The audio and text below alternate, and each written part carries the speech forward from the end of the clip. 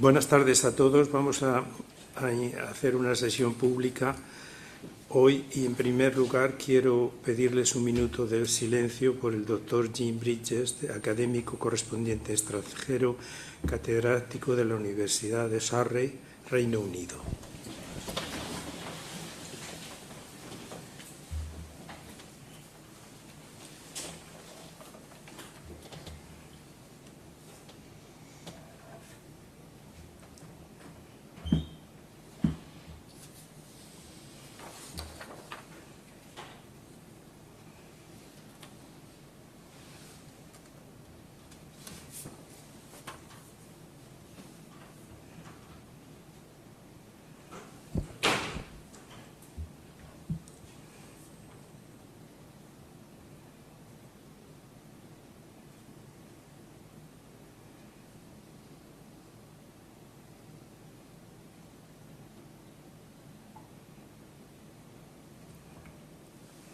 Muchas gracias.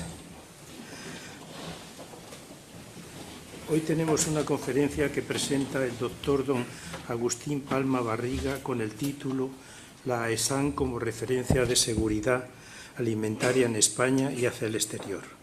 Por la proximidad a nuestro conferenciante de hoy va a hacer la presentación el profesor Anadón, presidente honorario de esta academia y próximo al conferenciante. Tiene la palabra. Buenas tardes a todos. Bueno, es para mí un honor presentar al doctor Agustín Palma. Agustín Palma es de Córdoba, nació en el año 53. 73 es muy joven. Perdone por el susto que le he dado. Licenciado en veterinaria, doctor en veterinaria por la Universidad de Córdoba. Probó unos años estar en un laboratorio de inmunología en el Hospital Reina Sofía de Córdoba con un grupo de investigación muy importante y aprovechó para realizar su tesis doctoral, ¿no? Y además una serie de publicaciones muy importantes en el campo de la inmunología.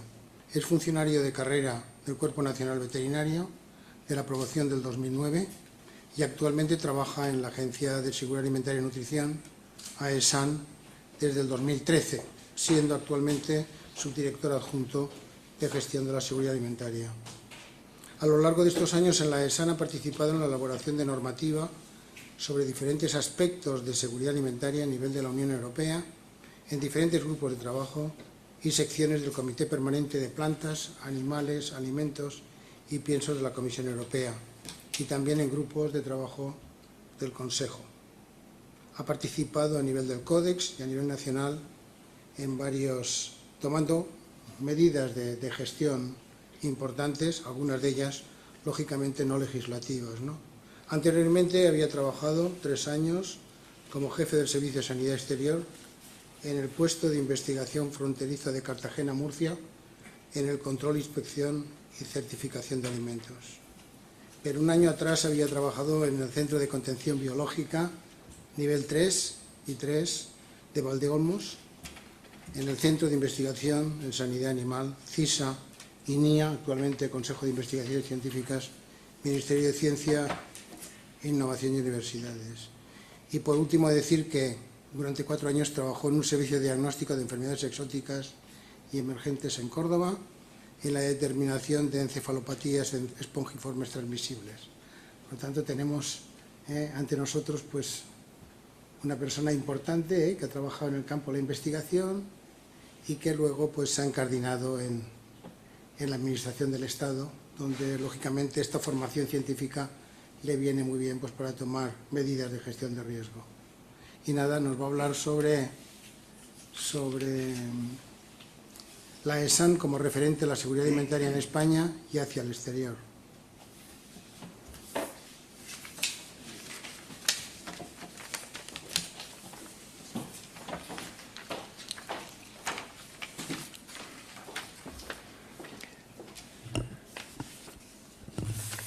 ¿Se me escucha bien? Bueno, muchísimas gracias, don Arturo, por la presentación. Ilustrísimos y excelentísimos académicos, ilustrísimas y excelentísimas académicas, Señoras y señores y compañeros todos, para mí, personalmente y en representación de la ESAN, es un auténtico honor y un placer estar esta tarde aquí con ustedes, bueno, pues para acercarles qué es la ESAN y en qué trabajamos, para hacerla un poquito más conocida en todos los ámbitos.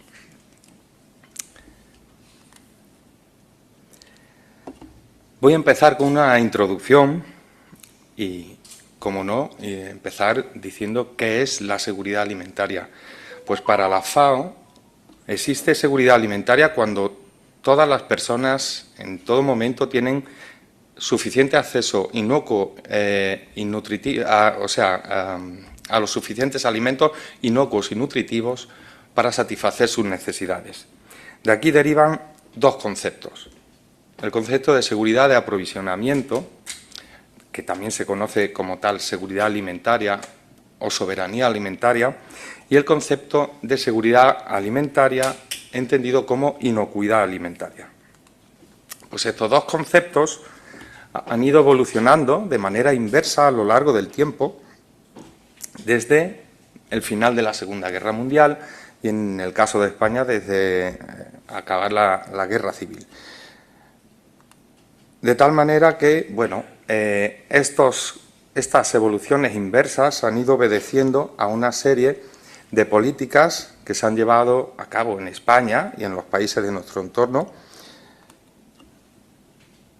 que empezaron a nivel de lo que hoy conocemos como Unión Europea en el Tratado de París del año 51, el Tratado de Roma, que sentó las bases de la política agraria comunitaria, una de las más importantes de toda la Unión Europea y que llega hasta nuestros días, con sucesivas modificaciones. Y a lo largo de todos esos tratados sucesivos que ha habido una evolución hacia una mayor protección de los consumidores. Pues estas políticas han tenido un reflejo en lo que es la evolución de la seguridad alimentaria en España y en los países de nuestro entorno. En los años 50 hasta los 70, pues como decía, tras el final de la Segunda Guerra Mundial, la Guerra Civil, el objetivo fundamental era abastecer de alimentos a la población, alimentar a la población. Todavía hay muchas zonas, muchas regiones del mundo que están centradas en esta cuestión de garantizar la seguridad, el tener alimentos que consumir y en ocasiones también como consecuencia de la inestabilidad geopolítica que llevamos años viviendo, desde la invasión de Rusia a Ucrania, ahora en Oriente Medio y demás, pues a veces también hay una crisis de suministros que puede poner en riesgo este aspecto. Pero bueno, volviendo a lo que es la presentación, en esos años se estableció, bueno, se pusieron las bases para un desarrollo económico, eso permitió a la población tener más ingresos y una mayor demanda de alimentos, sobre todo de origen animal, y se implantaron la intensificación de las producciones, un complejo agroalimentario garante de un suministro continuo de alimentos, y todo en el marco de una normativa relativamente escasa. En los años 80 o 90 se alcanzó el autoabastecimiento alimentario en Europa, la seguridad, y en ese momento, una vez que ya estaba cubierta, digamos, la primera necesidad, que era alimentarse, la seguridad alimentaria, entendida como inocuidad alimentaria, pasa a un primer plano de interés. Y hay un enorme desarrollo en forma de directivas en aquel momento, sobre todo hoy en la actualidad, esa base de reglamentos, que tuvieron su transposición en reales decretos. Sin embargo, en esos años se constataron una serie de hechos. Pues las enfermedades de las colectividades, la vinculación con la salud pública, con problemas de salud pública, crisis alimentarias como las dioxinas, la de las vacas locas, un aumento de las producciones que provocaban problemas y distorsiones en el mercado mundial en el marco de la Organización Mundial del Comercio, que ya estaba, digamos, en esa ronda de Uruguay del 94, con una tendencia al liberalismo, y en la que esas producciones subvencionadas pues, provocaban distorsión, como digo, y en definitiva todo esto nos lleva a que en el año 2000 haya un punto de inflexión y un cambio de estrategia con el Libro Blanco de Seguridad Alimentaria, que entiende la cadena alimentaria como un continuo desde la granja hasta la mesa. Hay cambios en el ámbito de la sanidad animal, de la PAC, con la condicionalidad en el ámbito del medio ambiente, con las mejores técnicas disponibles, etcétera. Con lo cual, la seguridad alimentaria adquiere un carácter transversal, se fomentan la calidad de las producciones, las indicaciones geográficas protegidas, las DOPs, las ETGs, y se incide en la política de inocuidad alimentaria y de protección de los consumidores. Y más aún, años después, se incide en las políticas de garantizar alimentos cada vez más nutritivos y con perfiles nutricionales adaptados a los diferentes perfiles o necesidades de los consumidores. Esta base la sentó el Reglamento 178 de 2002, que es el Reglamento Marco de Seguridad Alimentaria en toda la Unión Europea. Establece responsabilidad para los operadores, el principio de precaución o cautela, la trazabilidad como un elemento fundamental, el principio de análisis de riesgo, que va a ser el guión que voy a seguir a lo largo de toda la tarde. Este principio de análisis de riesgo tiene, por una parte, una evaluación del riesgo basándose en datos científicos, en ciencia, sobre la cual se apoya la gestión del riesgo y la toma de decisiones, y en todo este ámbito interviene también la comunicación, desde el principio hasta el final. Y se lleva a cabo, bueno, pues ya lo voy a ir explicando, a diferentes niveles, nacional, comunitario e internacional. Pues en este contexto nació la ESAN en el año 2001, con la Ley 11 de 2001, como un organismo autónomo que pretende garantizar y promover la seguridad alimentaria y la nutrición saludable. Actualmente nos regimos también por el decreto del año el Real Decreto, el Estatuto de 2022. Aprovecho para decirles que este año cumplimos 25 años, estamos en nuestro 25 aniversario, hay muchísimas jornadas, eventos que vamos a organizar, ya hemos organizado algunos, y a estos que les pongo aquí son los próximos. Por ejemplo, en mayo, una jornada de evaluación de riesgos como motor de la seguridad alimentaria, en la que tenemos invitados tanto de Europa como de América Latina. Va a ser una gran jornada, le invito a inscribirse y a asistir. El 4 de junio va a ser la jornada conmemorativa, va a ser el cumpleaños de la ESAM, y el 5 de junio, por ejemplo, pues va a haber otra sobre inteligencia artificial en los mataderos.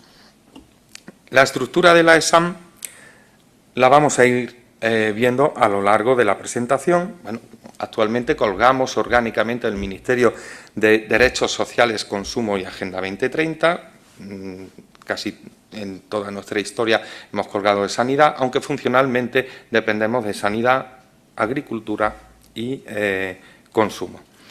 Tenemos un secretario que hace las veces de presidente de la ESAM y una directora ejecutiva de la que dependen la Secretaría General, que es el motor, digamos, económico y jurídico de la agencia, una unidad de comunicación, la vocalía de coordinación científica y 3 subdirecciones: la de gestión de la seguridad alimentaria, en la que yo trabajo, la de control oficial y alertas y la de nutrición. De la de control oficial y alertas dependen los 2 laboratorios de referencia, el de Centro Nacional de Alimentación de Majadahonda, que es una de las sedes, y el de Biotoxinas Marinas de Vigo. Y lo que es la sede de las oficinas, que no son laboratorios, la tienen en la calle Alcalá. Bueno, pues somos unos 200 profesionales, de los cuales los veterinarios somos una gran proporción, no diré la mitad, pero prácticamente la mitad, y unos 20 millones de presupuesto al año. Tenemos unos órganos colegiados y de coordinación, tanto a nivel de la Administración General del Estado como con las autoridades competentes de control oficial de las comunidades autónomas, como con la sociedad civil en el Consejo Consultivo. Y participamos en muchos otros órganos colegiados de la Administración. Bueno, pues como decía, siguiendo este guión del análisis de riesgo, vamos a empezar con la evaluación del riesgo. Siempre desde el punto de vista de la ESAM. Bien, pues en este punto tengo que destacar la labor del Comité Científico de la ESAM. En 2023 cumplió 20 años. Está compuesto por 20 científicos externos. Algunos de ustedes sé que han formado parte de él. Son elegidos por 3 años, renovables, no hay honorarios y ya se han producido más de 160 informes. Bueno, aquí les traigo unos ejemplos. Por ejemplo, sobre coadyuvantes tecnológicos que solicitan empresas. Bueno, pues aquí eran diferentes solicitudes de unos coadyuvantes basados en peróxido de hidrógeno, ácido acético y peracético, para diferentes, que se pretendía para el lavado de el agua de lavado de diferentes frutas y verduras. Bueno, pues todos ellos permitieron incorporar en este Real Decreto que publicamos en el año 2023 para las frutas y hortalizas estos coadyuvantes. Y de la misma manera se hicieron 4 informes en el ámbito de los complementos alimenticios para evaluar la seguridad de diferentes sustancias y sirvieron como base para incorporar estas sustancias en la modificación del Real Decreto que se hizo en 2018. También se hacen informes que en ocasiones, como pongo aquí de ejemplo, ante distorsiones que estaba habiendo en la importación de productos de la pesca, langostinos y otros productos de la pesca que venían de Latinoamérica por una cuestión de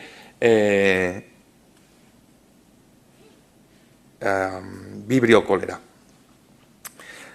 Este informe habilitó la posibilidad de gestionar, y aunque se detectase vibrio cólera, tenían que ser las cepas tóxicas, las que producen toxinas, silla, las que no, habría que rechazar y permitir la entrada del resto, aunque se identificasen.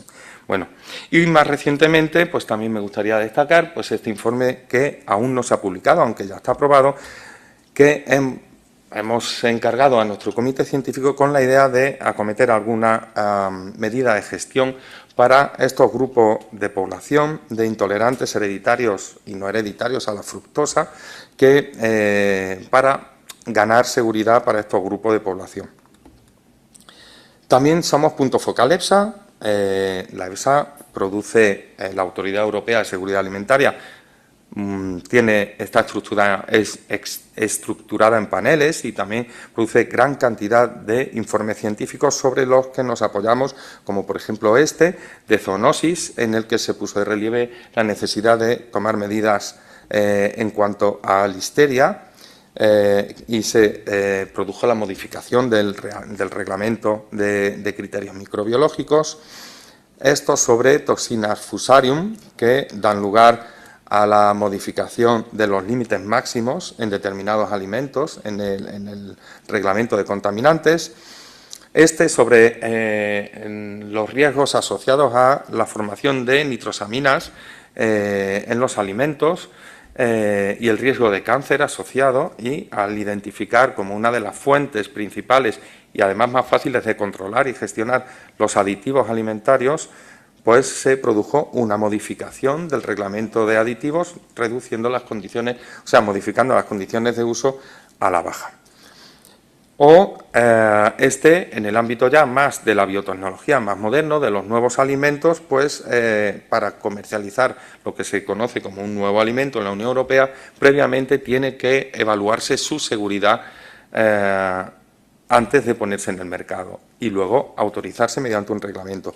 Entonces el operador encargó la opinión a EFSA y en base a lo dicho por EFSA se autorizó bajo unas condiciones.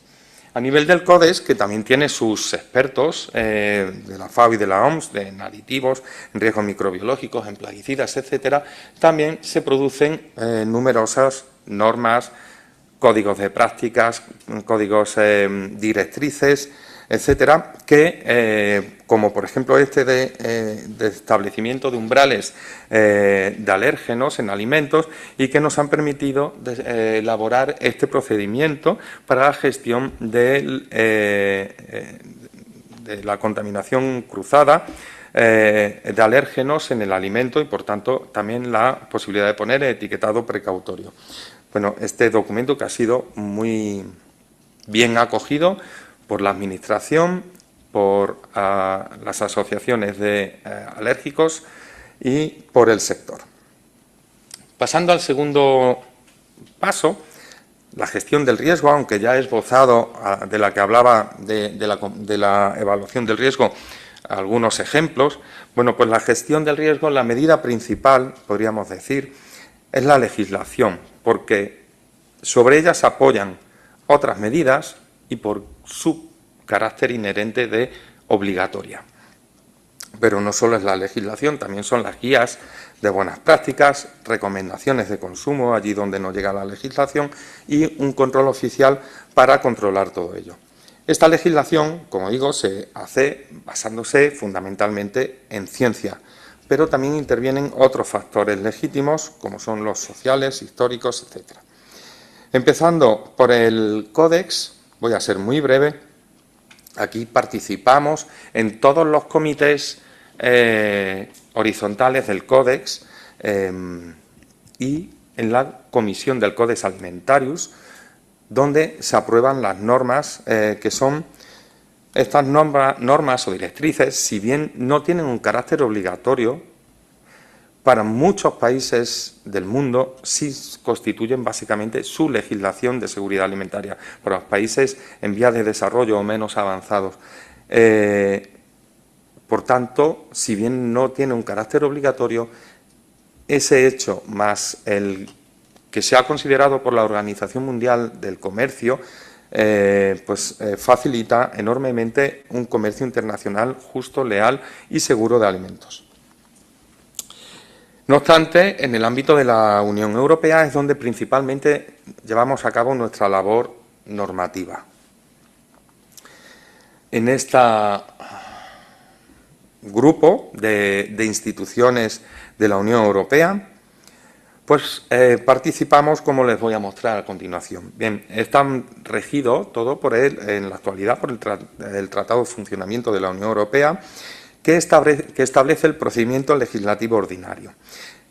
Y este procedimiento establece los actos legislativos. Se les llama actos legislativos porque son los que realizan las dos instituciones legislativas de la Unión Europea, que en la actualidad tienen igual peso y son el Consejo de la Unión Europea y el Parlamento Europeo. Y posteriormente los actos no legislativos, que también son reglamentos, pero se llaman no legislativos, es porque los lleva a cabo ese desarrollo la Comisión, que tiene un carácter ejecutivo y no legislativo. Generalmente la Comisión es quien tiene la iniciativa legislativa, la que presenta el primer borrador, y esos actos legislativos se elaboran, como digo, en igualdad de condiciones entre el Consejo y el Parlamento Europeo. Y posteriormente la Comisión elabora los actos de desarrollo no legislativos. En el ámbito de los actos legislativos participa la ESAN dentro de los grupos de trabajo del Consejo, como experto de España, como expertos de un país en ese Consejo. Así, por ejemplo, pues se elaboran reglamentos que se llaman del Parlamento Europeo y del Consejo. Estos actos legislativos, como digo, tienen su desarrollo posterior que pueden ser mediante actos delegados o de ejecución. Los actos delegados participa la ESAN a nivel de la propuesta de la comisión, trabajando ese borrador inicial de la comisión y, por ejemplo, pues produciendo este tipo de reglamentos que se llaman reglamentos delegados de la comisión. Pues el reglamento marco, como decía, de seguridad alimentaria, el reglamento 178 del año 2002, establece en su artículo 58 que la comisión estará asistida por un comité permanente de vegetales, animales, alimentos y piensos. En la redacción inicial del reglamento se llamaba de la cadena alimentaria y la sanidad animal. Vale. Pues este comité está organizado en diferentes secciones y el trabajo que se realiza en todas ellas, de la comisión con los Estados miembros que forman parte de esas secciones y de esos comités, es lo que se viene a llamar la comitología en materia de seguridad alimentaria. Por tanto, en estos casos, la comisión solo puede adoptar unas medidas de ejecución si previamente han obtenido un dictamen favorable de los Estados miembros, por mayoría cualificada. Por mayoría cualificada, disculpen. Así, en los actos de ejecución, que son cuando un reglamento del Parlamento y del Consejo, un acto legislativo, necesita un desarrollo para, con una vez determinadas las directrices políticas, por así decir, concretar aspectos técnicos, pues ahí interviene también la ESAN en la propuesta de la Comisión, en los grupos de trabajo,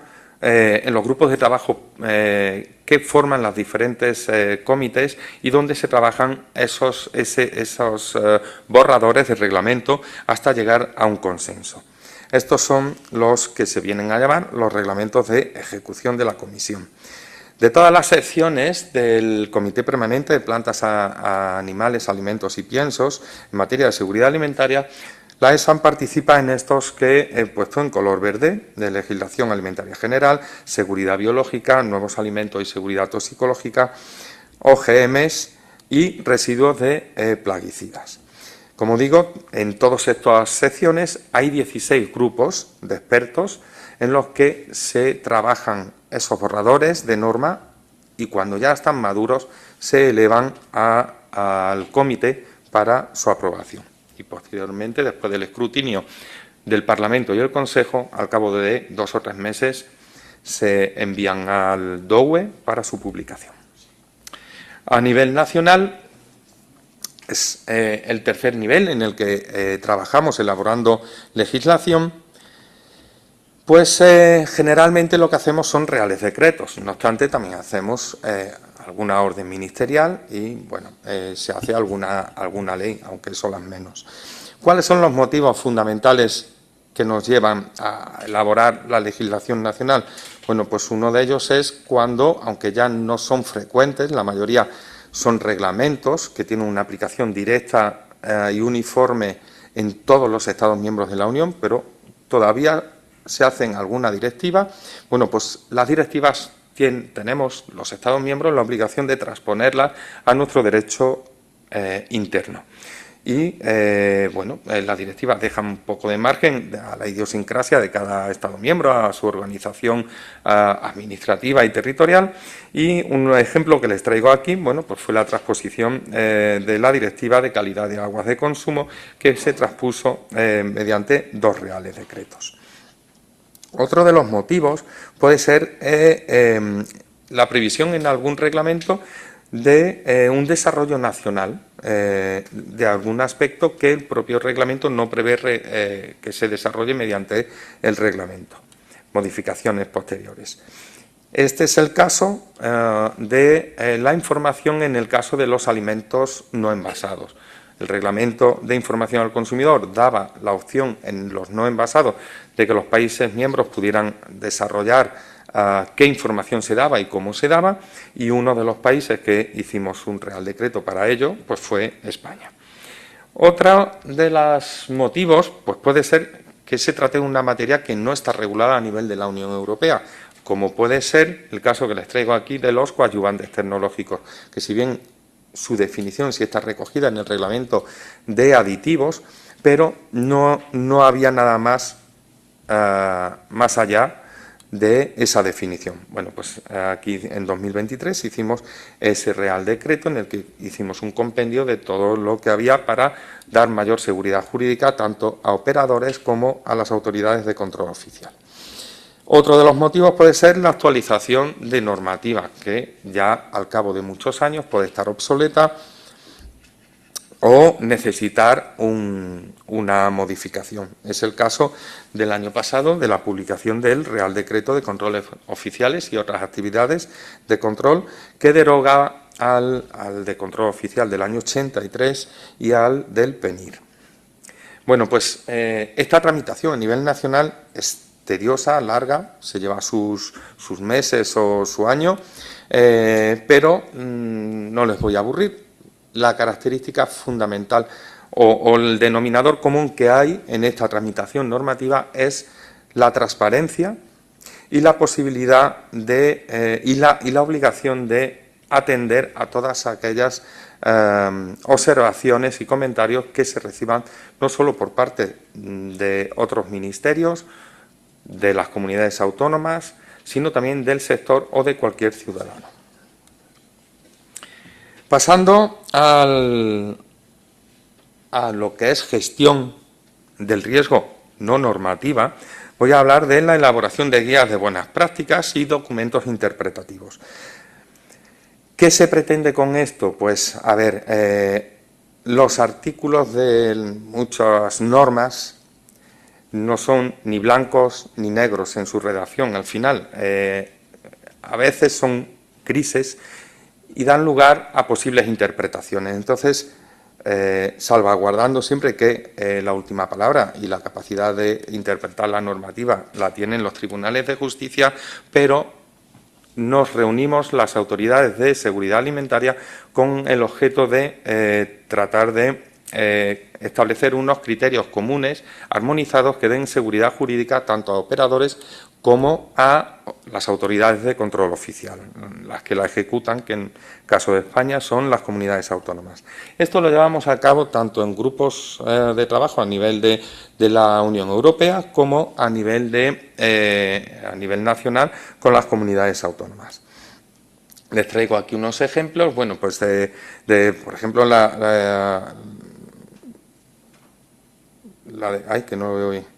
el documento de orientación en relación con el reglamento 852, el de higiene de los alimentos, o el documento de preguntas y respuestas de la Comisión en relación con la información que se facilita al consumidor. Y a nivel nacional, pues también tenemos una plétora de documentos de carácter interpretativo y que lo que trata es de facilitar y dejar claras las interpretaciones.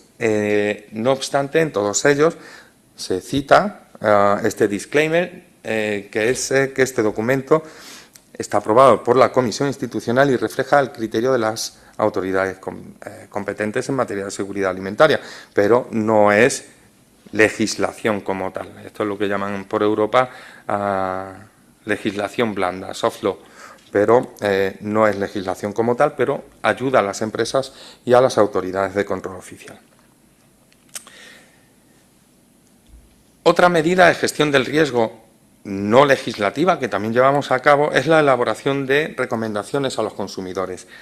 Complementa la legislación porque protege a determinados grupos de población que no quedan protegidos por las medidas adoptadas con carácter general para la población general, o puede ser destinados a toda la población, como bueno, tenemos también muchísimas recomendaciones, recomendaciones para las embarazadas, recomendaciones para comer fuera de casa, los tuppers, el orden en la nevera, en todos los ámbitos, tanto en los ámbitos de riesgos nutricionales como riesgos biológicos, como riesgos químicos. Aquí les traigo como ejemplo pues unas recomendaciones que hemos hecho de consumo de pescado por presencia de mercurio. Bueno, en las recomendaciones se deja bien claro que el consumo de pescado es importante y es necesario por todos los nutrientes que aportan, pero se llama la atención de que, dado el carácter bioacumulativo del mercurio, pues en aquellos peces de gran tamaño y que están en la punta de la cadena trófica alimentaria en el mar, pues ese mercurio puede alcanzar unos niveles que ya no son saludables. La legislación establece para los grandes peces un nivel de 1 miligramo por kilo. Y eso protege a la población general adulta.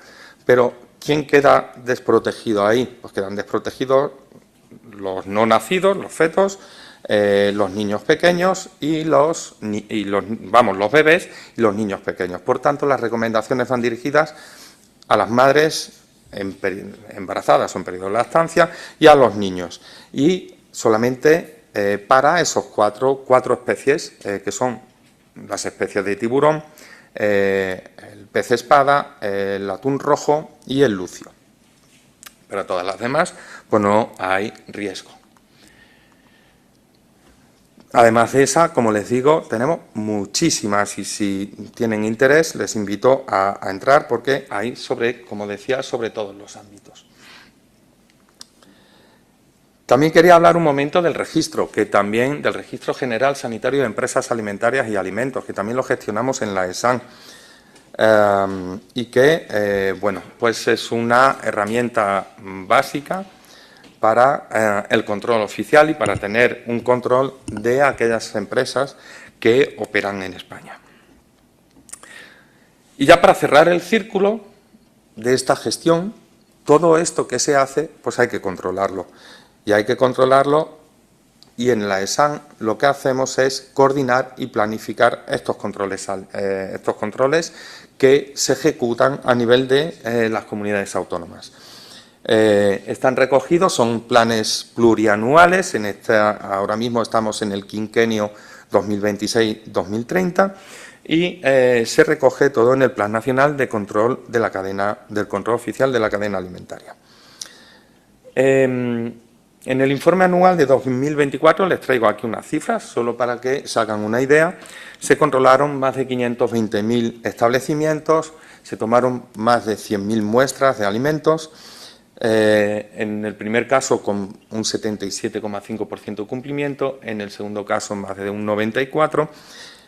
Hubo más de 850 expedientes de alerta alimentaria y todo esto llevado a cabo por unos 6.000 profesionales en toda España.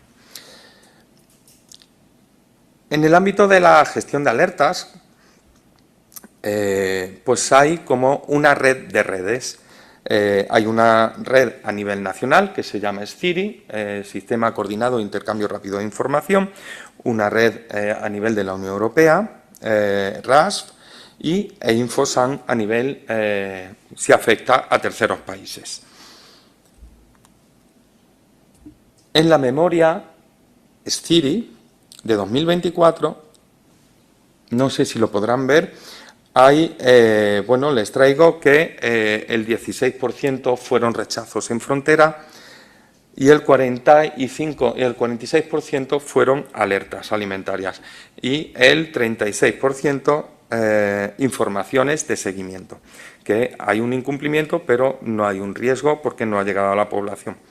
O se ha hecho una gestión, una caracterización del riesgo y no supone un riesgo como tal para la población. El 35% corresponde a productos de origen animal y el 40% a productos de origen no animal y un 20% para otros alimentos. El 60% fueron notificaciones en la red de alerta en el ámbito de la Unión Europea y un 39% de fuera de la Unión Europea. Por riesgos, distinguiendo por riesgos, el 48% fueron por riesgos químicos, el 24% por riesgos biológicos y el 22% por otros tipos de riesgos, que generalmente ahora vamos a ver que se trata, bueno, de riesgos en el etiquetado de los alimentos, fundamentalmente por no declarar alérgenos en su composición. La mayoría de los riesgos biológicos fueron debidos a bacterias, fundamentalmente por el cuarteto coli, salmonella, campylobacter y listeria. La mayoría de los riesgos químicos se debieron a la presencia de metales pesados, como el mercurio, o por plaguicidas. Y, como digo, el resto de los riesgos fueron tanto por problemas de etiquetado como por alimentos no autorizados, como presencia de nuevos alimentos no autorizados. Pues este control oficial se apoya también en una red de laboratorios que se estructura de forma piramidal desde la Unión Europea, el laboratorio de referencia de la Unión Europea, que marca prioridades analíticas, laboratorios nacionales de referencia y los de control oficial. A nivel nacional tenemos el laboratorio de biotoxinas marinas de Vigo, de referencia de la Unión Europea, y el Centro Nacional de Alimentación de Majadahonda para el resto de alimentos. Y, bueno, pues junto con todos los laboratorios de control oficial hay en RELSA, que es la red de laboratorios de seguridad alimentaria, hay en torno a 500. Como comprenderán, todo esto requiere una gran coordinación y un esfuerzo de coordinación muy importante, tanto a nivel de la Administración General del Estado, con el Ministerio de Sanidad y con el Ministerio de Agricultura, que es quien tiene las competencias en todo lo que es la producción primaria, como a nivel de las comunidades autónomas, que son quienes ejecutan este control. Y además, como pongo aquí, tiene un carácter muy poliédrico esta necesidad de coordinación, y no solo es con las comunidades autónomas, sanidad y agricultura, sino con muchos más organismos a nivel internacional de la Unión Europea y a nivel nacional, entre otros, pues la Agencia del Medicamento, el Plan Nacional contra las Drogas o las fuerzas y cuerpos de seguridad del Estado. Como tercer escalón en el análisis de riesgo está la comunicación del riesgo. Bueno, empezando por las alertas que acabo de referir, en nuestra página web hay un lugar destacado para las alertas y hay establecidos unos criterios tanto de publicación de la alerta como distinguiendo entre si son alertas de interés para toda la ciudadanía o si son alertas debidas a presencia de alérgenos o por complementos. También en la web está en un lugar destacado todo lo que son las recomendaciones para los consumidores y las interpretaciones normativas. Pero esta comunicación del riesgo se le ha dado una vuelta desde el año pasado y se ha establecido una estrategia de comunicación porque queremos poner la ESAM, hacerla más visible,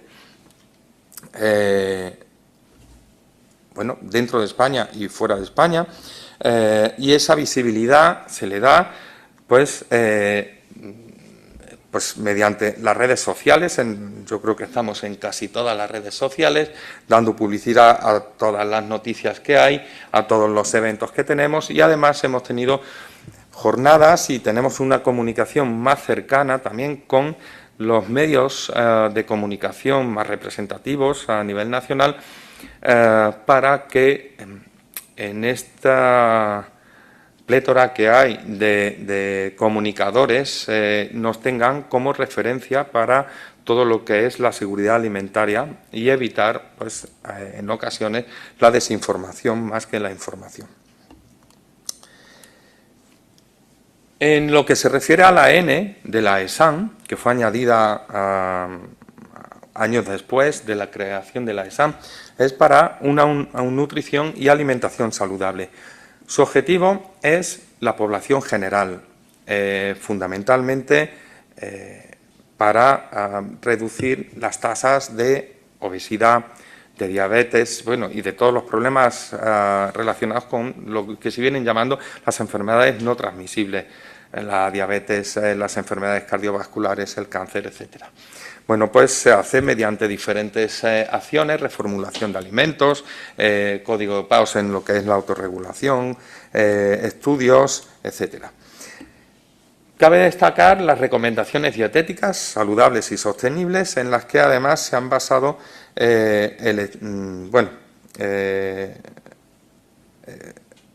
un Real Decreto, el de comedores escolares, que vamos a ver a continuación y que se publicó hace un año, y otro que está en marcha para otras instituciones de la Administración. No obstante, uno de los objetivos fundamentales de la Subdirección de Nutrición y una de las preocupaciones fundamentales de la ESAN es el sobrepeso y la obesidad en los niños. Por eso ocupan un papel preponderante en esa lucha contra esa obesidad y cabe destacar pues este estudio aladino. Entre otros eventos que se llevan a cabo, cabe destacar los premios NAOS, que se suelen dar en noviembre o diciembre, premios de la estrategia NAOS, y que el año pasado tuvimos el honor de que nos lo presidiera la doña Leticia.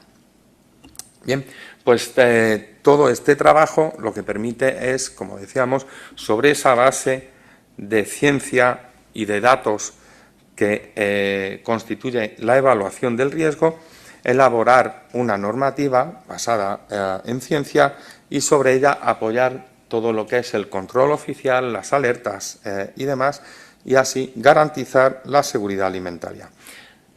Como 5 elementos a modo de conclusión, bueno, pues quisiera destacar que el marco normativo en la Unión Europea, basado en este análisis de riesgo, es uno de los más exigentes del mundo. El sistema de control oficial de alimentos actual es robusto y funciona adecuadamente, y cuando hay alguna alerta es porque se busca, se controla, los operadores se autocontrolan y ahí, pues funciona el sistema. La ESAN tiene un papel clave en la coordinación tanto nacional como en la Unión Europea, como con organizaciones internacionales. En principio, creemos que es difícil repetir crisis de grandes dimensiones como en el pasado, pero bueno, nunca uno está libre, y se podría decir que la Unión Europea es una de las regiones más seguras para comer y donde se encuentran dietas más saludables y sostenibles. Y ya por último, aprovechando pues el honor de estar en esta alta institución, pues quisiera hacer un alegato de la profesión veterinaria, que trabaja produciendo alimentos. Trabajamos en la sanidad animal, tanto en el campo como en las clínicas, controlando los alimentos que comemos y evitando zoonosis. En el medio ambiente, en el control de plagas, como motor y ayuda también en el desarrollo rural. Y es que la profesión veterinaria, además de contribuir a dar de comer a la población, somos la gran muralla que garantiza la salud pública de la ciudadanía. En esto que ahora se viene a llamar el enfoque One Health y que ya conocíamos como en el lema de veterinaria de Hygiea Pecoris Salus Populi. Muchas gracias.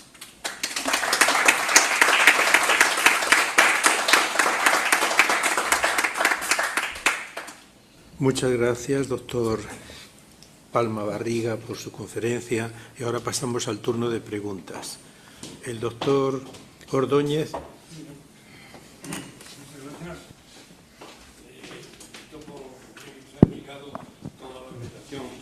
De la ESAN. En primer lugar, yo preguntar que le falta una cosa en el alegato, socialmente.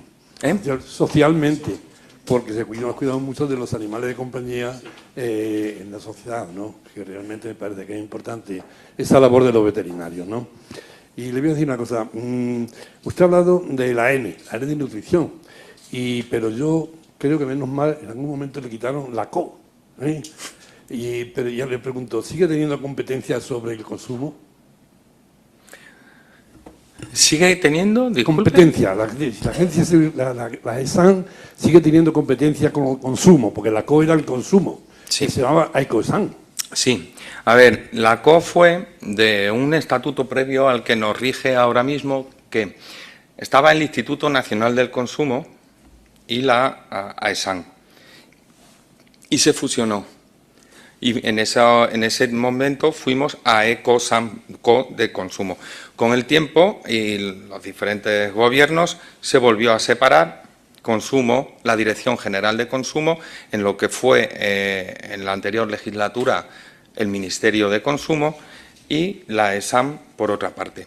Y en la actualidad, en el Ministerio de Derechos Sociales, Consumo y Agenda 2030 está por una parte la Dirección General de Consumo con sus competencias, que algunas sí tenemos, no nos solapamos, pero sí tenemos normas, digamos, que tienen artículos que unos son de la Dirección General de Consumo y otros son, digamos, nuestros, porque unos son más de protección de los consumidores en cuanto a sus derechos y otros son más de seguridad. Pero, bueno, y nuestro presidente de la agencia actualmente es el secretario general de Consumo y Juego. Todo esto desde un punto de vista orgánico. Pero, no obstante, como dije, funcionalmente dependemos de agricultura, sanidad y de consumo. Le voy a hacer una pregunta ahora técnica. Vamos a ver. Hay tratamientos tecnológicos, ya le he dicho anteriormente que yo era catedrático de tecnología de alimentos, ¿no? Que muy importante es que se utilizan hoy de forma bastante frecuente. Me refiero a los hornos microondas y me refiero también al sous vide. Al sous vide, la tecnología bajo vacío. Bueno, eso implica un tratamiento térmico y eso implica el envasado del alimento en plástico. Y cuando los plásticos, pues se utilizan plásticos de calidad alimentaria, por supuesto, ¿no? Pero siempre cuando los tratamientos son agresivos, liberan sustancias que pueden ser en algún momento peligrosas, ¿no? O por lo menos no saludables, ¿no?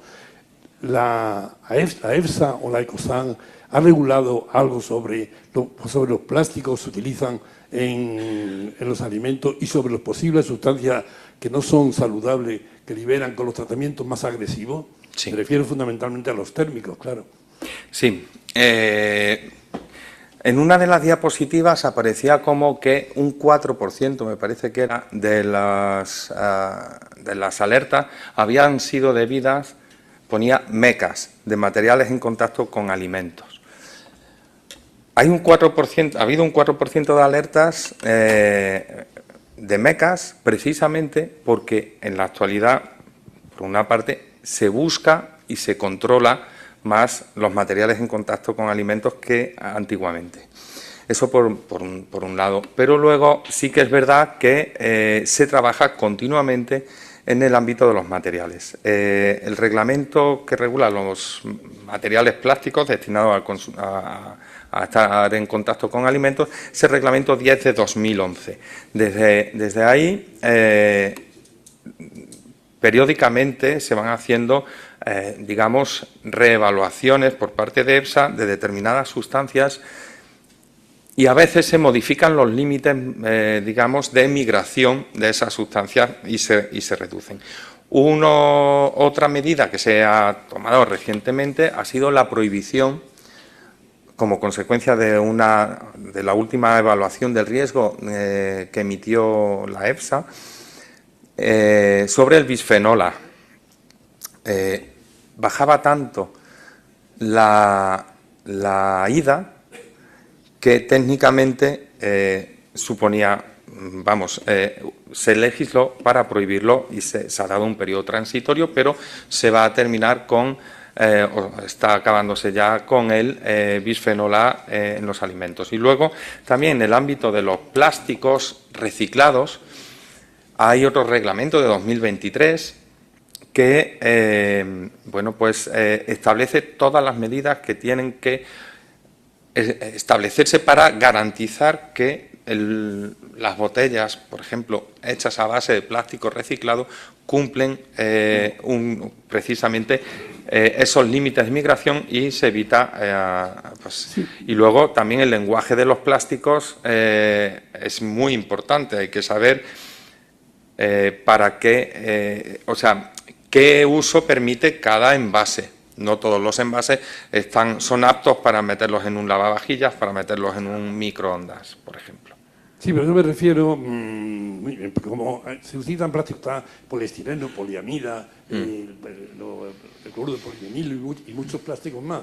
Pero claro, naturalmente cuando se está un tratamiento térmico fundamentalmente, en el horno microondas, por ejemplo, se liberan y muchos alimentos vienen envasados directamente en el plástico para meterlo en el microondas. Para calentarlo en el microondas, ¿no? Y digo yo que si has llegado a una conclusión de las sustancias que se pueden liberar que son peligrosas para la salud. Sí, eso está estudiado y precisamente esos plásticos, si son o están, digamos, considerados aptos para uso en microondas, es porque si liberan algunas de estas sustancias, las liberan por debajo del umbral de, legal establecido. Si no, es cuando, por ejemplo, esas alertas que ha habido, se hace un control, se analizan en el laboratorio y si se ve que no, que se sobrepasan esos umbrales, esos límites máximos, pues es cuando se retiran del mercado. Pero sí. Muchas gracias. Se regula y se trata de controlar lo más posible. Desde luego, mucho más que lo que hace años. Muchas gracias. Yo, desde mi punto de vista, es muy complejo eso. Sí, porque es los complejo. plásticos se están fabricando continuamente, ¿no? Es complejo. El doctor Martínez tiene la palabra. Muchísimas gracias, presidente. Le felicito porque realmente ha hecho un esfuerzo casi gigantesco tratar en 45 minutos todo esto que prácticamente es una profesión y su vida, todo él, pero gracias por ello. Muchas gracias. Y ahora un par de cosas. Primero, algo de filosofía. ¿De verdad cree usted que inocuidad o alimentos inocuos es adecuado? ¿Hay alimentos inocuos realmente? Todos los alimentos, de alguna manera, no inoculan algo, aunque sean aminoácidos necesarios para... Pero bajo el punto de vista no de los componentes nutritivos, sino bajo el punto de vista de la contaminación microbiana, de la contaminación parasitaria, de la contaminación química, etcétera, tratar de que un alimento sea inocuo me parece prácticamente inexplicable. Yo no sé si en la Unión Europea funciona esto o no saben ya lo que significa etimológicamente inocuidad e inocuo. Esa es la primera cuestión. Bajando al terreno, no a la filosofía, yo soy una persona muy preocupada de los sulfitos y del metabisulfito sódico especialmente. Y lo soy preocupado porque ya no encuentro muchos alimentos que carezcan de sulfitos añadidos, lo cual es absolutamente innecesario en la inmensa mayoría de los casos. Que los vinagres, yo solo puedo consumir un vinagre francés porque es el único que está esterilizado justamente por esterilización, por calentamiento. Los demás, en España, tienen metabisulfito sódico. Y lo toma usted y si es alérgico o si es intolerante al mismo, pues termina en el hospital, con suerte o no. O si tiene ya recursos en casa, porque tiene experiencia, se trata. ¿Qué ocurre con esto? Y sobre todo, ¿qué ocurre con el uso fraudulento del metabisulfito en carnes, pescados, cervezas artesanas, etcétera, etcétera.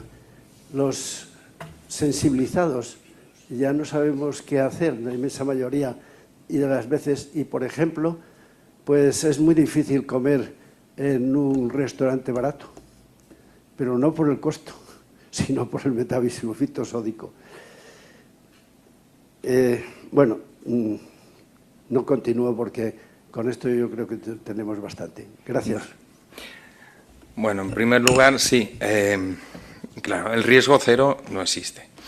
Me refería a la inocuidad alimentaria también teniendo en cuenta que me han comentado que, bueno, pues esta conferencia la van a ver en los países de Latinoamérica porque es un término muy empleado en Latinoamérica y básicamente era por distinguir la seguridad alimentaria de tener que comer de la seguridad alimentaria concepto sanitario. Por eso, pero bueno, coincido con usted en que igual había que hacer una reflexión. Y en cuanto a los sulfitos, bueno, pues precisamente hace unos meses ha salido la última evaluación de EFSA sobre la exposición de los consumidores europeos a los sulfitos y ha salido que estamos sobreexpuestos a los sulfitos.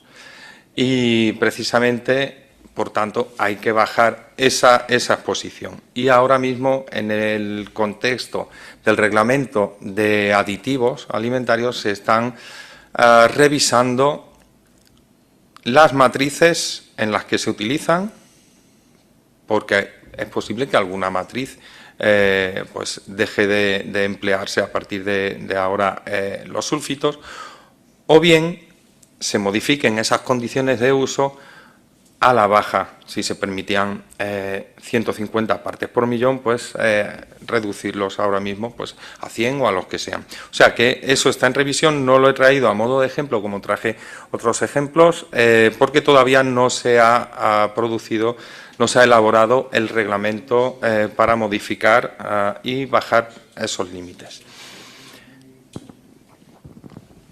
¿Me permite una pregunta más? Sí, claro. Vamos a ver. Le cuento una anécdota breve. En una ocasión que estaba solo en casa, muy frecuentemente me suele ocurrir, pues me fui a buscar una merienda y me compré una cabeza de jabalí. Llegué a casa y me preparé unos sándwiches con jabalí y encontré un cierto sabor metálico. Y dije, bueno, entonces miré la etiqueta. Tenía 12 aditivos el producto. Era un producto nacional. Y entonces me fui al ordenador y empecé a mirar qué pasa con los aditivos. Los aditivos, todos los productos de la misma naturaleza españoles tenían numerosísimos aditivos. Pero los veía los franceses y disminuía. Y vi los alemanes y disminuyeron todavía más. Y los ingleses menos aún. Y dije yo, ¿cómo hay aquí esta cadena de disminución de aditivos? ¿Qué me puede decir usted acerca de esto? Pues, sinceramente, no lo sé. No lo sé porque habría que, pues es objeto, es interesante lo que nos está contando y habría que revisarlo y hablar con el sector a ver si pueden tomar alguna medida para modificar sus recetas y reducir la cantidad de aditivos. De todas maneras, para no ser alarmistas, le diré que todos los aditivos están evaluados previamente su seguridad por la EFSA. Es decir, son seguros. Hay que, antes de empezar la conferencia, teníamos una charla sobre ciertas tendencias que puede haber en la actualidad. Tampoco hay que ser alarmistas contra los aditivos que están evaluados, tienen que cumplir, de acuerdo con un reglamento también, unos criterios de identidad y pureza y están en unas cantidades dosificados, unas cantidades máximas, que se han establecido teniendo en cuenta pues, el consumo de los alimentos de una manera ordenada y normal y equilibrada a lo largo de toda la vida. Por tanto, bueno, pues en ese sentido quiero tranquilizar, pero igual no todos los aditivos eran unos aditivos muy extraños, a lo mejor algunos eran ascórbicos, que no deja de ser la vitamina C para evitar la oxidación y que pues, ese fiambre que compró, pues en lugar de durar 3 días, pues dure 14, en fin, habría que verlo. Muy bien, muchas gracias. Ahora tiene la palabra el doctor Tarazona Lafarga. Sí, ya lo sé tomar. Muchas gracias, doctor Palma, por la excelente presentación. Muchas gracias. Agradecerle que nos haya contado lo que hace AESAN y darle mis felicitaciones por todo lo que hace la agencia, que me parece que es muy interesante. Desde el punto de vista de la evaluación de riesgos, sobre todo el riesgo químico, que es mi campo, a través de la dieta, hay 2 pilares fundamentales. El primero que ha comentado, la cantidad de residuo, de aditivo, de contaminante que queda en el alimento, pero el segundo es la dieta. Y aquí es donde la Unión Europea, cada uno está, tenemos dietas diferentes por países o incluso por comunidades o por zonas, grupos de población. Entonces, mi pregunta en concreto es en ese sentido. ¿Qué información tiene la agencia o qué estudios hace la agencia para saber cuál es la dieta de los diferentes grupos de población en España y si esa información está disponible? Pues sí se hacían estudios, dieta está en ALIA, lo que pasa que bueno, por falta de recursos del personal que somos y pues no se ha seguido actualizando, pero una consulta puede ser a lo que es en ALIA. Eso es lo que puedo decir. Y a nivel de la Unión Europea, bueno, sí, las dietas evidentemente varían del centro al norte y al sur de Europa, pero tengo entendido que se está empezando a trabajar para intentar hacer unos estudios de dieta única europea que permita valorar mejor precisamente esas exposiciones. Muchísimas gracias. Tiene la palabra el doctor Salvador Velasco. Gracias, presidente. Enhorabuena al doctor Palma por su conferencia. Muchas gracias. Una de las finalidades básicas de la AESAN, además de la seguridad alimentaria, es la independencia o soberanía alimentaria. Para un desconocedor del dato, como soy yo, tendería a pensar que en esa soberanía alimentaria España, como país puntero en el sector primario en general, estaría muy bien situada. Sin embargo, también es conocido la dependencia exterior de los fertilizantes, de parte de los componentes de los piensos, de los fitosanitarios. Supongo que alguno de esos numerosos comités que la AESAN tiene habrá estudiado ese tema. ¿Qué nos puede aportar al respecto? Bueno, voy a tratar de responderle, aunque en realidad esto que me ha hecho referencia es competencia del Ministerio de Agricultura. Es quien se encarga de elaborar esas políticas de producción y demás. La dependencia, pues, efectivamente, era lo que comentaba en un momento de la ponencia. Hay crisis y hay, digamos, distorsiones geopolíticas que ponen muy en riesgo ese suministro de inputs, como pueden ser los fertilizantes o grano para alimentación animal, etcétera. Pero ya le digo, esto es competencia del mapa. Le estoy hablando un poquito y espero que si meto la pata mis compañeros de agricultura sean capaces de disculparme. Por tanto, es un mercado abierto lo que hay a nivel mundial. Fue esa globalización, ese multilateralismo que se promovió desde la Organización Mundial del Comercio y a partir del año 94 con la Ronda de Uruguay, ese movimiento internacional de mercancías. Unos vendían a otros y otros vendían a unos. Y hay ciertos aspectos en los que efectivamente pues España es muy dependiente, como son los fertilizantes, como son las materias primas para alimentación animal. ¿Por qué aquí no se promociona más la fabricación de fertilizantes o de materias primas para alimentación animal? Pues no lo sé, porque ya le digo que cae absolutamente fuera de nuestro ámbito competencial. No podría decirle digamos, de una manera robusta algún dato. Lo siento. Ahora tiene la palabra la doctora Higuera.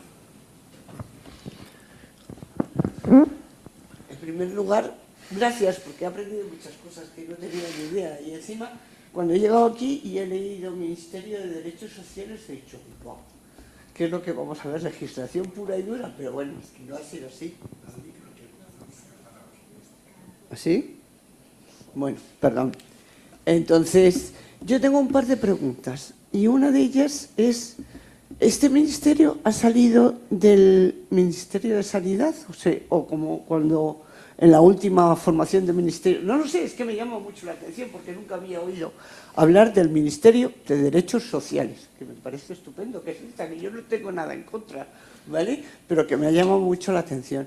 Entonces, lo que sí me preocupa es que ahora nuestra profesión, la profesión veterinaria, no nos reconoce nadie. Es la labor que hacemos como sanitarios. No nos consideran sanitarios. Entonces, eso me parece muy fuerte y no sé cómo hacerlo,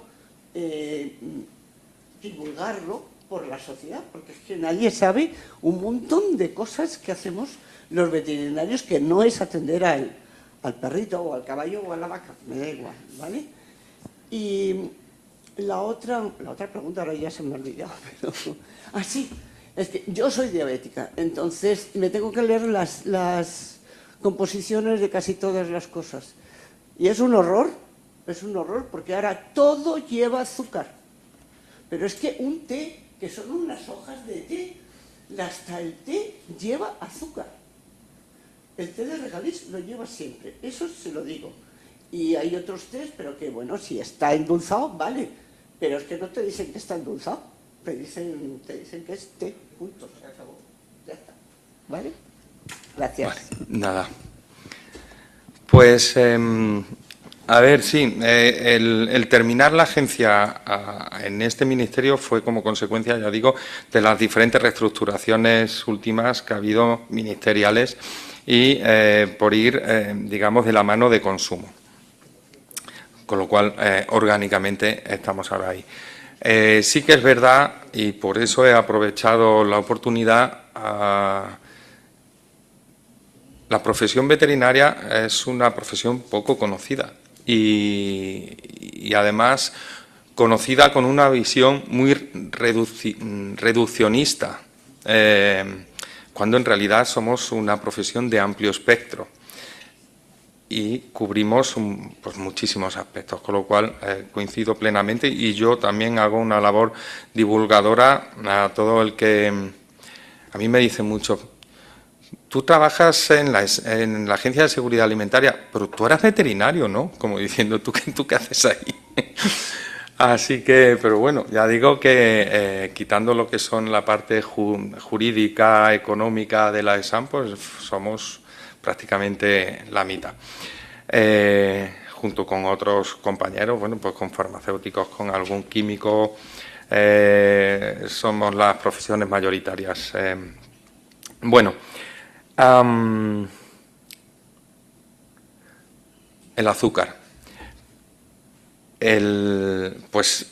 Sí, en la denominación no aparece, no tiene por qué aparecer, a lo mejor que está azucarado, pero en la lista de ingredientes sí que lo encuentra. Se pone té o té de lo que sea y azúcar, ¿no? En orden decreciente de peso o masa a la hora de la elaboración del alimento. Entonces, si un alimento no es, digamos, monoingrediente, tiene la obligación de llevar lista de ingredientes y si se le tiene azúcar añadido en esa lista de ingredientes, en alguno de los puntos tendrá que aparecer el azúcar. Ah, ¿que por qué lleva ¿Por qué azúcar? le añaden azúcar a un té? Es lo que no entiendo.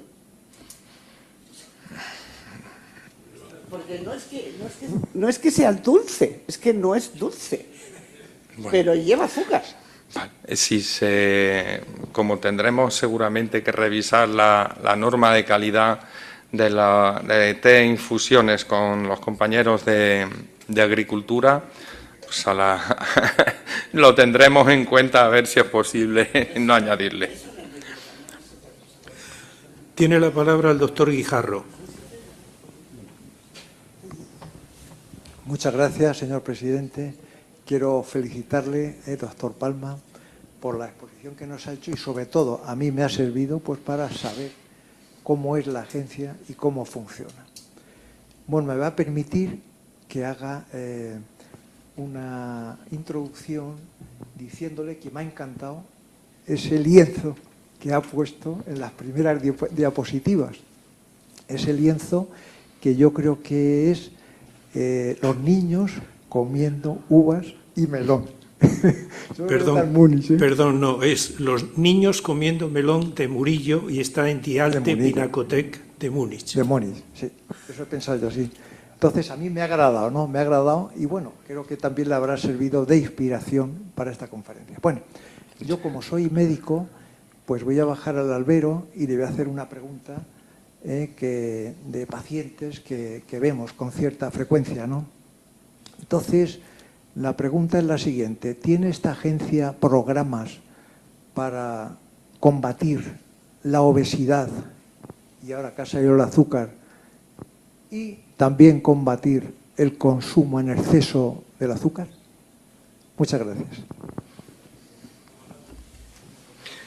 Sí, a ver, pues sí, en eso se trabaja de lo que era antiguamente la estrategia NAOS, que bueno, hoy en día es una subdirección, la Subdirección General de Nutrición, y se viene desde hace años trabajando de mano de la industria en la reformulación, para bajar la sal, para bajar el azúcar de determinados productos.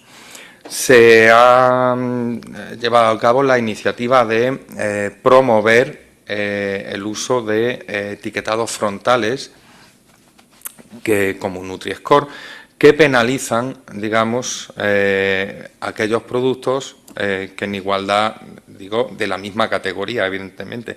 Dos cereales de desayuno, no podemos comparar, como se decía antiguamente, es que la Coca-Cola sale mejor, cero, sale mejor para que el aceite de oliva. Hay que distinguir o sea, hay que comparar siempre dentro de la misma categoría. Pues se ha promovido también el uso de esos etiquetados frontales para ayudar a la población a entender mejor la tabla de información nutricional, porque aunque fue en el año 2014 un salto cualitativo respecto de lo que había antes, que era establecer obligatoriamente esa tabla de información nutricional para que la gente, además, por 100 gramos, de tal manera que podías comparar perfectamente un producto y otro, hay personas que les puede costar más trabajo y para eso están esos etiquetados frontales.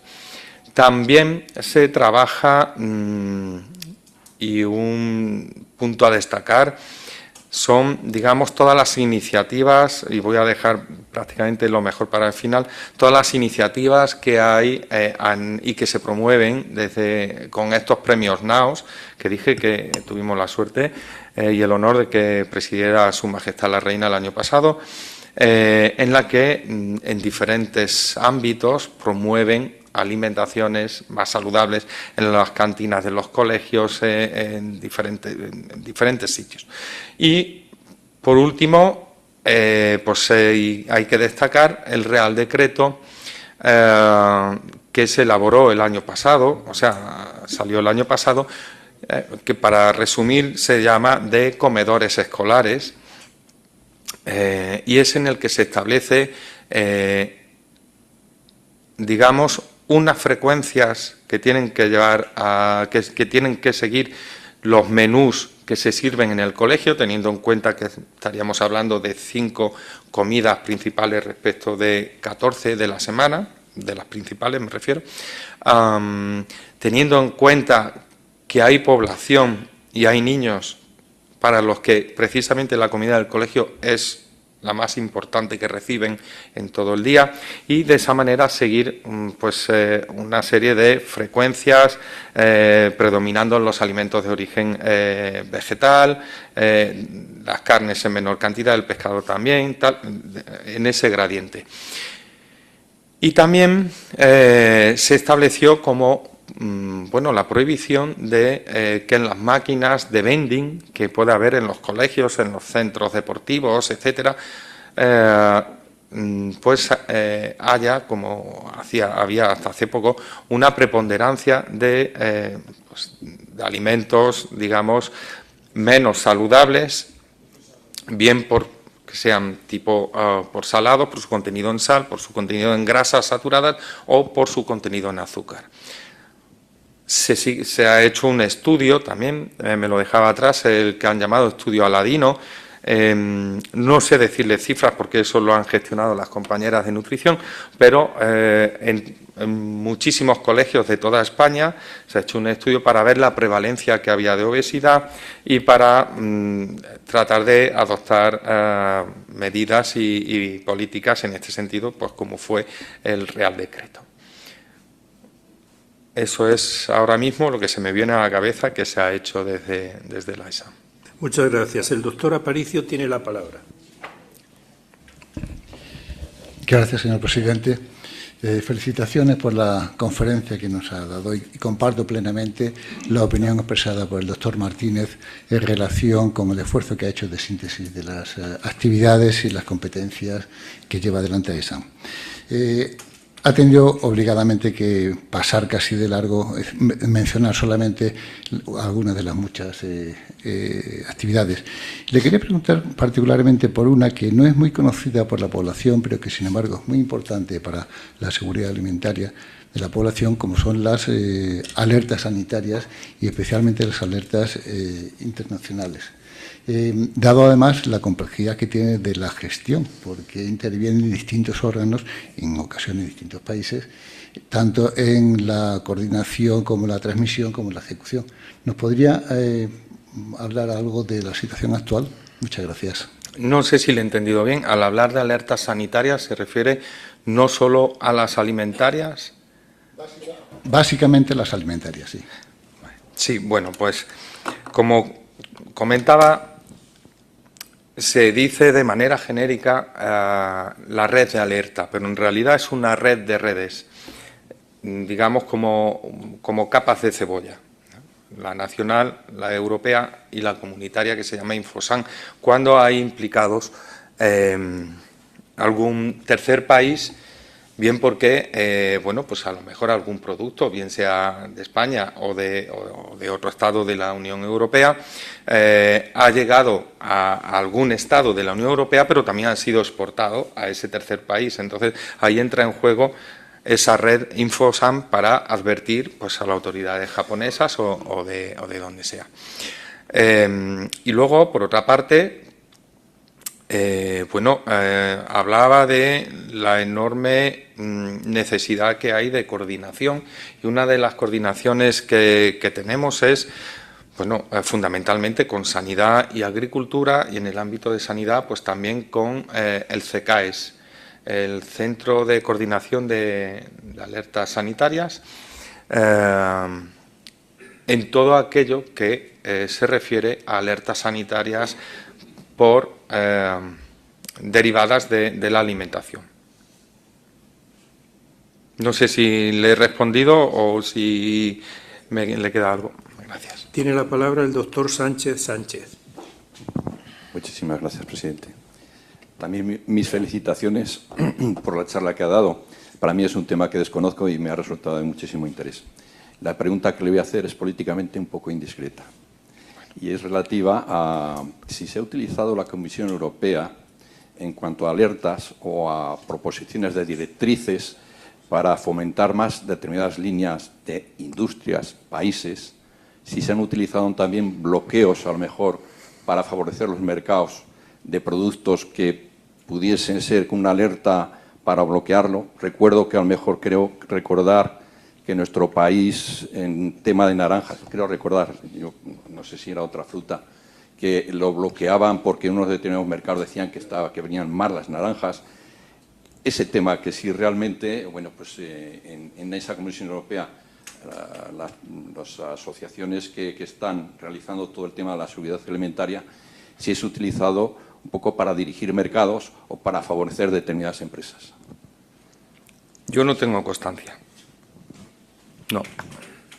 En la Comisión Europea, como digo, los trabajos se hacen con los Estados miembros, como todos como gestores del riesgo, en base a las opiniones que emite fundamentalmente la Autoridad Europea de Seguridad Alimentaria, que es independiente, con científicos independientes, y emiten una opinión. Y sobre esa opinión científica es sobre lo que se elabora la legislación o se adoptan las políticas. Y por todos los años de experiencia que tengo, yo he visto bastante honestidad en todo lo que se ha hecho. Muchas gracias. El doctor Tamargo tiene la palabra. Muchísimas gracias. Enhorabuena por su conferencia. Yo soy médico y digo esto porque una de las cosas que a uno le llama la atención es la cantidad de ministerios en los cuales está implicada la profesión veterinaria. Y temas de salud están en agricultura, en consumo, en bienestar, a veces hasta en sanidad, que me parecería que debería ser el primero, pero bueno.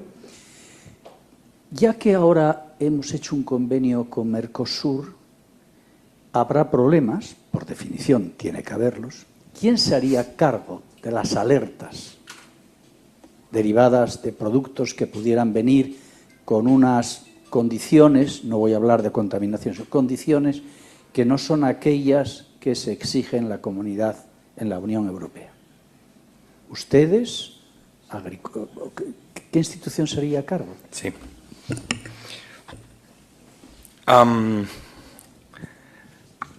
Hay un principio, por ajustarme a los 45 minutos, yo creo que no hice todo el rosco, como los de pasapalabra. Y hay un principio que se llama el principio de igualdad o de equivalencia, mejor dicho. Bien, cualquier producto que se comercialice en la Unión Europea tiene que cumplir la legislación de la Unión Europea. Se haya producido en España, en cualquier otro estado o venga de un tercer país. Tiene que cumplir la legislación. ¿Cómo se controla eso? En un primer momento en frontera.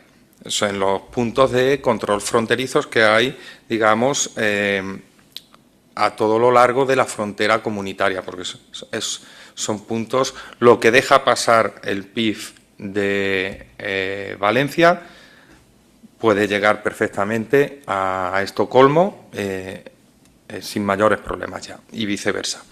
Bueno, pues el primer punto de control es ese.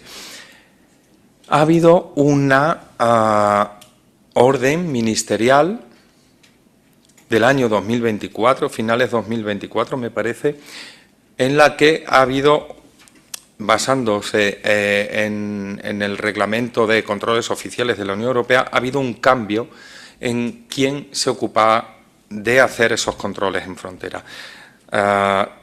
Tradicionalmente estaban, digamos, compartimentalizados en dos. Por una parte, el área funcional de agricultura se encargaba de hacer determinadas funciones de control en frontera. Y el área funcional de sanidad, dependiente del Ministerio de Sanidad, la otra era de Agricultura, se encargaba de hacer el control de los alimentos destinados a consumo humano. Ahora todo se ha fusionado y todo depende del Ministerio de Agricultura. Por tanto, a nivel nacional, el Ministerio de Agricultura es en la actualidad el que se encarga de hacer todos los controles en frontera. Bien sean controles fitosanitarios para evitar la entrada de una plaga que pueda afectar digamos, a un vegetal en concreto, o bien sea controles ya, digamos, sanitarios en el caso, pues, de cualquier alimento que se introduzca en la Unión Europea. Por tanto, es el Ministerio de Agricultura, Pesca y Alimentación, en concreto la Subdirección de acuerdos sanitarios y control en frontera quien lleva ahora mismo ese control en las fronteras nacionales. Tiene la palabra la doctora Cuéllar. Buenas tardes, mis felicitaciones. Yo trabajo en la Subdirección General de Salud Pública del Ayuntamiento de Madrid y ha referenciado el Plan Nacional de la Cadena Alimentaria que nosotros aplicamos en el Ayuntamiento de Madrid a través de nuestro plan de inspecciones y de actividades. Este año ha habido un plan nuevo, se aprobó un plan nuevo, y yo no sé si desde la ESAN tienen conciencia o saben exactamente, sobre todo cuando se aprobó el primer Plan Nacional de la Cadena Alimentaria, que nosotros lo tuvimos que implementar en nuestras inspecciones y sobre todo en el tema de aportar a posteriori los datos de nuestras inspecciones, las dificultades que hay para, sobre todo las administraciones, dar ese tipo de datos. Tal es así que hacíamos unas tablas de Excel que les llamábamos las tablas de castigo, porque eran tremendas. Yo no sé si desde la ESAN tienen previsto, sobre todo para las administraciones locales, porque ahora mismo los servicios de inspección dedican un tiempo bastante grande en sentarse, recopilar los datos, mandar los datos a las comunidades autónomas y las comunidades autónomas obviamente se lo entregan a la ESAN. Y yo no sé si tienen pensado, no sé, algún programa informático, algo para facilitar ese trabajo tan grande que tenemos, en nuestro caso, las corporaciones locales, en este caso el Ayuntamiento de Madrid. Y luego, por otro lado, esta mañana a mí me ha llegado 10 documentos de la Comisión Institucional aprobados, sobre todo del 18 de marzo, del Real Decreto de Control Oficial.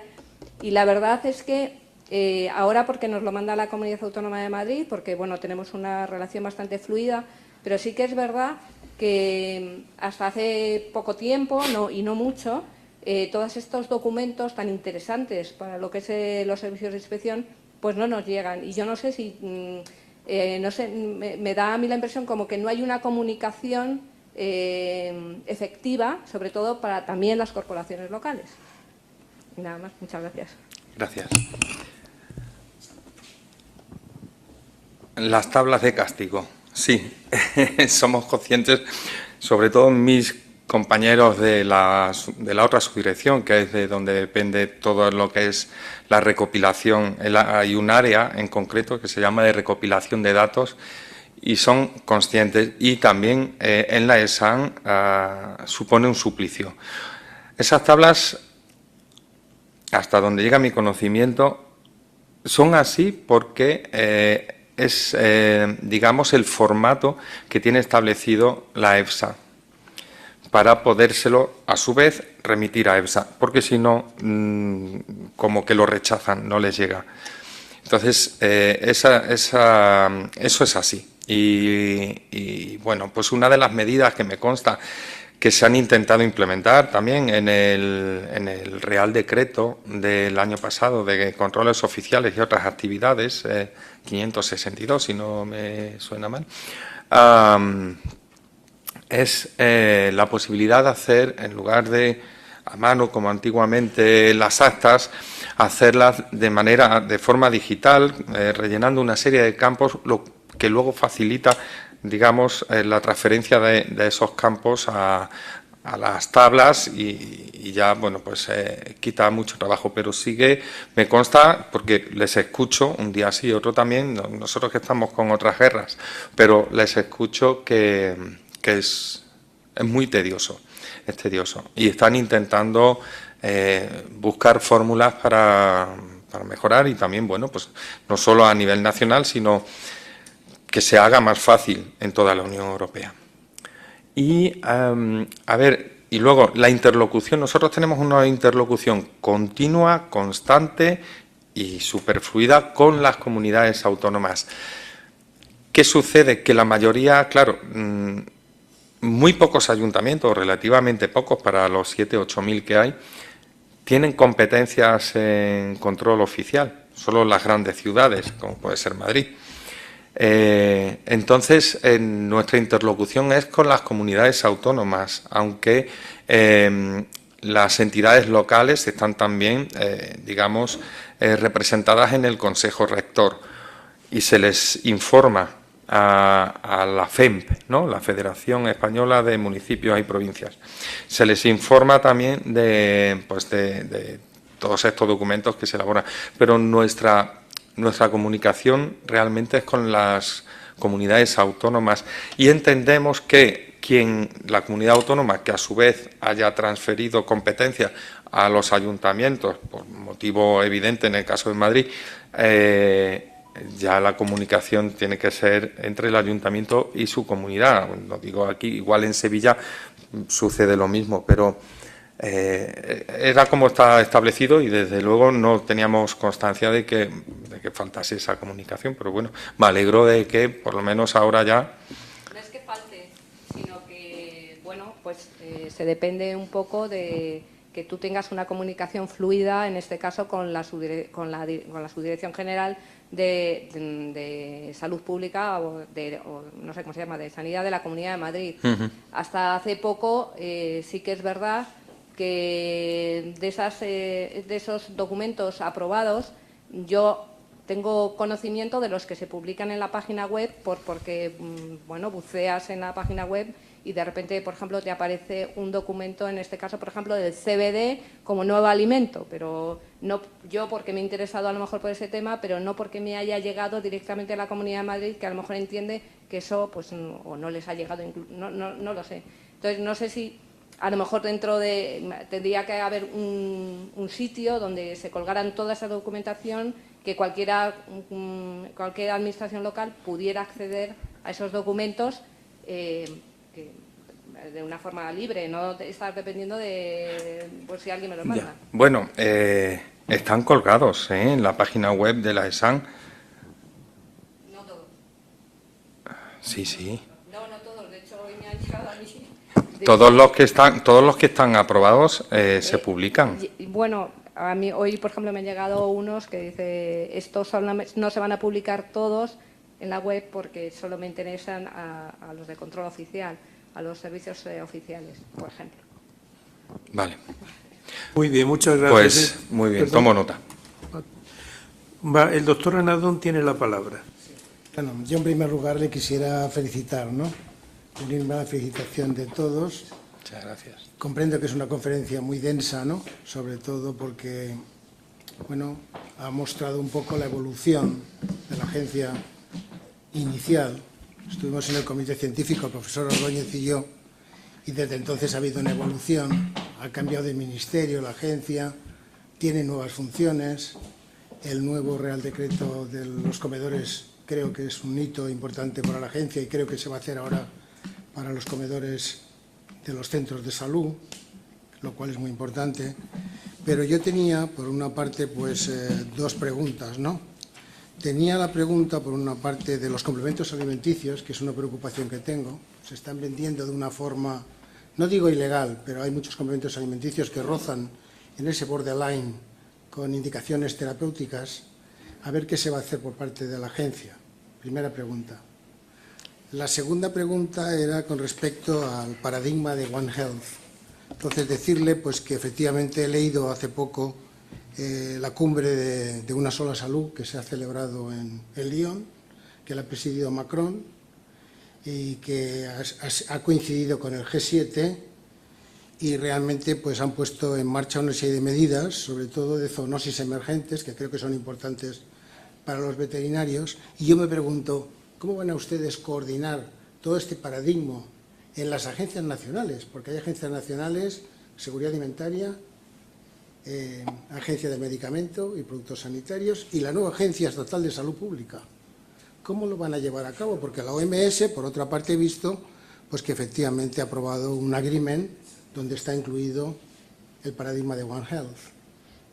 La segunda pregunta, que es de curiosidad. Y la tercera estaba ligada con la salida de Estados Unidos de la OMS. Entonces, yo que he trabajado sobre todo en el Códex Alimentarius, sobre todo entre la FAO y la OMS, al salir ahora Estados Unidos de la OMS y tener Estados Unidos algunos comités del Códex como es el de residuos de medicamentos veterinarios en Washington, ¿qué va a pasar? ¿Qué va a pasar con todo esto?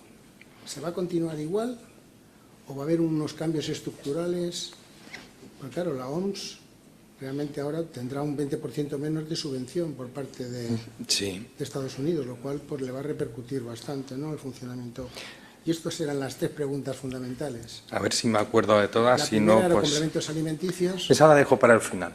Voy a empezar por la... La segunda era el tema del paradigma o el enfoque One Health entre todas las agencias españolas, y me imagino que también los ministerios propiamente dicho. Y la tercera es la de la OMS, subvención por parte de Estados Unidos. Pues efectivamente el impacto mayor de la salida de Estados Unidos de la OMS es de carácter económico. Ese es el impacto fundamental y eso va a hacer que ciertas dinámicas se enlentezcan también a la hora de no tener recursos económicos suficientes para llevar a cabo, por ejemplo, en cualquiera de los comités FAOMS, evaluaciones que permitan luego elaborar esas normas, con lo cual va a tener un impacto en toda esa dinámica con retraso en los tiempos seguro o con no poder acometer todo aquello que se quisiera acometer. En lo que son los comités como el de medicamentos veterinarios o el de higiene, que es país hospedador Estados Unidos, hace poco hemos estado y no ha habido ningún problema. Lo siguen hospedando y sigue en ese sentido. Por eso creo que el impacto fundamentalmente está en poder acometer, digamos, todos los trabajos que se deseara. En relación con la coordinación entre agencias, ministerios y demás, pues sí, como ya dejaba caer en la charla, es muy importante. Es muy importante y hay que hacerlo bien. Y se está trabajando ahora mismo con el CECAES, como he dicho, con la Agencia del Medicamento tenemos una relación continua, fundamentalmente por temas de complementos alimenticios, igual que algunos que rozan así también, bueno, no que rozan, sino que en complementos alimenticios, que por definición son alimentos, van drogas, digamos, sustancias estupefacientes, como habrán sido conscientes de alguna alerta que ha habido de gominolas, además, con el riesgo que puede tener para la población infantil, de gominolas con CBD. Bueno, pues tenemos una coordinación con el medicamento, la delegación del Gobierno del Plan Nacional contra Drogas. Tenemos un diálogo muy fluido con la Guardia Civil, con el SEPRONA, y nos ayudan, y con la Policía Nacional también, y nos ayudan bastante a la hora de acometer bueno, pues todo esto. Y hilándolo ya con los medicamentos, o sea, con los complementos alimenticios, bueno, pues la cuestión es que hay una miríada de complementos alimenticios. La gran mayoría y las empresas, especialmente las nacionales, son cumplidoras de los requisitos de legislación y los complementos son seguros y demás. Pero ¿qué pasa? Que aunque haya un pequeño porcentaje, en términos absolutos, al haber un número tan grande, pues claro, hay pues proporcionalmente prácticamente el 20 o el 30% de las alertas nacionales son por complementos alimenticios. Por complementos alimenticios que pueden ser por llevar sustancias medicamentosas no declaradas, derivado de sildenafilo, entre otros, o lo que sea. Otros están en un borderline con lo que son los medicamentos. Eso vamos a intentar acometerlo en un proyecto de Real Decreto que estamos haciendo para modificar el actual. Y Y el riesgo fundamental también existe en este río revuelto, que es el principio de reconocimiento mutuo, en un río revuelto en el que algunos se aprovechan de toda esa distorsión, de toda esa falta de armonización total que hay a nivel de la Unión Europea, y que los países llevamos años y años y años demandando a la Comisión Europea, pero hay cierta inacción por parte de la Comisión. Por eso estamos intentando regular nosotros y acometer todos estos desafíos que estamos viendo. Y en ese río revuelto de complementos que te dicen que están legalmente comercializados en otro país, te los mandan para acá y pueden estar muchos de ellos, además, comercializados por Internet. Y ahí ya es abrirse al ciberespacio y es muy complicado. Hay ciertas páginas que se puede conseguir cerrar y para eso hay algunas herramientas en las que nos ayudan desde tecnología y también desde las fuerzas y cuerpos de seguridad del Estado, y se cierran las páginas, pero tal como cierran una, a veces se abren otras. Es muy difícil luchar contra eso. Lo que tratamos también de hacer es mucha pedagogía para los ciudadanos. Tenemos 3 o 4 folletos divulgativos sobre complementos alimenticios, para que entiendan qué es un complemento alimenticio, que solamente es para complementar la dieta en el caso de que tengas alguna deficiencia puntual por tu estado de salud, no ahí a la buena Miguel, como se suele decir. Que los compren, en caso de que los compren en establecimientos físicos y no por Internet, y que cuiden los canales, que desconfíen de todo aquello que se publicite como natural. No todo lo natural es sano ni seguro. En fin, se dan pues muchas directrices para tratar también de hacer esa pedagogía con los ciudadanos para mejorar su seguridad. Me refería pues que efectivamente los registros centralizados para medicamentos funcionan, para los aditivos humanos y animales funcionan, para los plaguicidas funcionan, pero aquí tenemos un mare magnum que cada Estado miembro hace lo que quiere con las autorizaciones de productos, complementos alimenticios, que por lo tanto pues yo creo que quería saber si la agencia tenía alguna acción. Sí, estamos trabajando en eso y estamos trabajando en una modificación del Real Decreto. Es preocupante en parte. Sí, tenemos más o menos diagnosticadas y localizadas dónde están los principales desafíos y vamos a intentar, de hecho estamos trabajando en ese proyecto, que intentaremos que, bueno, pues en esa barra larguísima que ponía en la presentación de tramitación normativa, bueno, pues que salga audiencia e información pública a ser posible antes del verano, para recibir también los inputs de cualquier ciudadano, cualquier científico del sector o de quien sea. Muchísimas gracias. Gracias. Muy bien, pues muchas gracias. Como me toca intervenir el último, pues muchas preguntas ya se han hecho el doctor Tamargo con Mercosur, nuevos alimentos, muchas cosas. A mí me quedan muchas preguntas por hacer, pero no las puedo hacer debido al tiempo.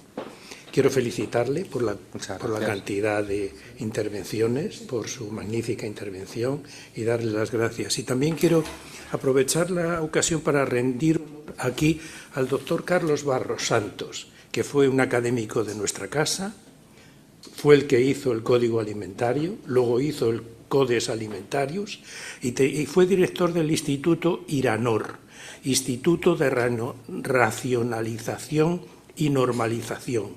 Cuando lo dirigía el doctor Barros, todas las normas eran gratis y las distribuía. Ahora, después de él y cambiarle, pues empezaron a cobrar las normas ISO, las empresas y tal. Y otra de las cosas que decía el doctor Carlos Barros es que los alimentos deben ser sanos. A ver, que lo tengo apuntado y no quiero que se me pase nada. Seguros y saludables. Sanos y seguros lo entendemos todo. Lo de saludables no. Y él decía, ¿qué es un alimento saludable? Pues el alimento encaminado a un diabético, el alimento a un celíaco, esos son los alimentos saludables. Y nada más, felicitarle, darle las gracias, y la Academia le otorga este diploma de reconocimiento que dice La Real Academia de Ciencias Veterinarias de España otorga el presente diploma de reconocimiento al doctor don Agustín Palma Barriga por su intervención en la sesión celebrada el día 20 de abril de 2026, con la conferencia titulada La AESAN como referente de la seguridad alimentaria en España y hacia el exterior. Enhorabuena. Muchísimas gracias.